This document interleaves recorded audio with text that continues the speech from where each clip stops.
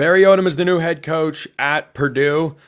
That's not going to be an easy thing to do. This recruiting segment brought to you by LinkedIn Jobs. That's Brian Smith, our Locked On Recruiting Insider, joining me here on the show still all day today. Hope you're enjoying it. I know I certainly am. But I like Barry Odom. Brian, I think this has been a really good redemption spot for him at UNLV. Back-to-back appearances in the Mountain West Championship game at a program that you just don't win. But man, he's going to a place in Purdue where they've had success in the past, but that is a talent-deficient roster in more than one way, and building up the talent profile there, I don't know how easy that's going to be in West Lafayette. I have a really strong suspicion that he knows that, because Indiana is a doormat program, their rival, but it's not right now. Notre Dame's Notre Dame, but it's even up for Notre Dame right now. Michigan looks like they're rebounding, and you still got Penn State and Ohio State. Illinois is up. This is not exactly prime territory to go into Purdue and expect to recruit well. No. I mean, right now might be the worst time in my life that I'm 51. It's not a good number. So good luck to him, and I'm sure he's going to get paid even if he gets fired in a few years. But right now, I can't imagine what Purdue did to lure him, because I wouldn't touch that job for anything, because it'd just be so hard. That is a really difficult gig. Well, I'll play devil's advocate here for a moment, because I agree that it's tough. But you have the opportunity to be a head coach at a Big Ten school, you got to take it. You could have said the same thing very feasibly about Indiana, Brian, and look at what Curt Cignetti's done. He might be the National Coach of the Year in college football. Maybe it'll be Kenny Dillingham.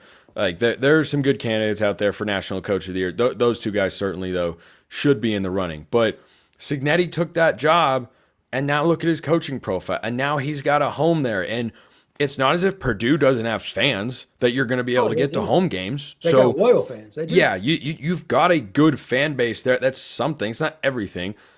I hear you on it's the number 3 program in the state of Indiana. It's not a huge blue blood for recruiting in the Big Ten footprint. And by the way, you've got Oregon in the conference now, the conference champions, and they can recruit literally anywhere in the country, including right in your backyard, along with everybody else.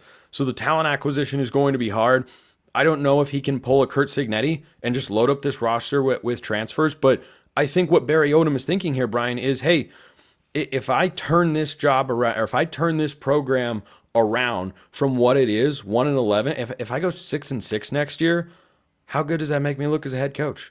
How successful do other people view me as a head coach, and how capable do I look if I go into Purdue that is down and was the worst team in Power 4 football this year? Correct me if I'm wrong. Oh, Florida State. Florida State and Purdue should play in a bowl game. They really should. But anyway, among one of the 2 worst teams in all of Power 4 this year, if you go in and turn this around, if you're the guy to do that, that says a lot about what you can do. And by the way, UNLV was a crap job. UNLV wasn't getting players. They've got talent in their backyard, but everybody goes and recruits Vegas at Bishop Gorman and Liberty High School. Like, he was able to do it there. So if he does it at Purdue, I think that's pretty darn impressive. That is an interesting job. Here's a little something. Cignetti, if I remember right, when he came over, brought 13 players with him. And I believe from James Madison? Yeah, from it was a lot. I want to say 6 to 8 of them started. Now, I have no idea how many seniors Barry had with him with the running Rebs, but a few will probably, hey, I want to go to the Power 4. They might move up. But I want to say it was 13. It was a high number. Indiana didn't have a shot if he didn't do that. Now, he's still a really good coach, and he picked the right quarterback and all that. 13 from James Madison. I mean, that changed the roster. So everybody knew the system and all that. We may not see something like what Cignetti did, and hats off to him, by the way. He's done a tremendous job. But now that everybody's seen film of them and everybody knows they're not going to be taken as lightly, that becomes harder. That'll be another fascinating point. And I'm sure Purdue would love to get there. They need an incredible portal class. My first question is, where's your NIL? Indiana ponied up for their – they've got really good football facilities. They really do. Their stadium is beautiful. They've They have some mega donors at the IU programs where I went to school. They got some money. John Cooler, Mellencamp, all kinds of people donate there. Yes, the singer John Cougar Mellencamp. You heard Brian correctly. Yes, and he John goes to the games and hangs out. Like he lives in the Bloomington area. Blah blah blah. That's different. Purdue. I mean, they put people in the seats there, but I don't think their facilities are where some of the others in the Big Ten are. And again, like you said earlier, it's the third team in the state of Indiana, and Indiana is about 8 players deep.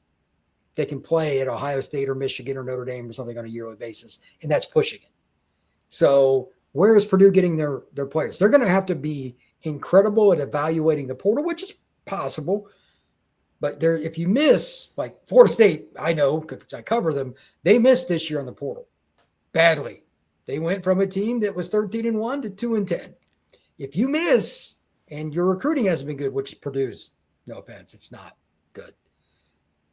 They have a chance to be a 3-win team next year again, like that kind of level of team. So 3 wins would be an improvement from this year. I know, but I mean, I'm trying to be nice here. But yeah. Yeah. So the last 1-11 takeover that's been successful that everyone knows about, of course, is Colorado. There's another one that's had, I'll say, mild success in the Big Ten. That's David Braun at Northwestern. And good coach. I think David Braun's a pretty solid coach. Northwestern wasn't great this year, but Northwestern in his first full season went from 1 win to 8 wins, and it was the most under-the-radar turnaround that nobody talked about. They were seeded this year kind of back to what you'd expect in this new 18-team Big Ten conference, and I think that's a big part of the challenge for Purdue. And, you know, the national commentary I've heard on this so far about Ryan Walters being fired is he wasn't given a fair shake, he wasn't given enough time, they're not overly committed, and I don't know all the details of it. I know they were in the Big Ten championship game 2 years ago.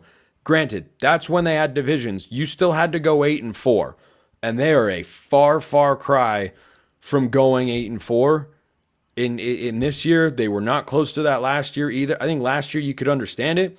They had 4 wins, but you would have liked to see them at least be in that same sort of range. But it was such a massive regression. I mean, they lost to Oregon State, Brian.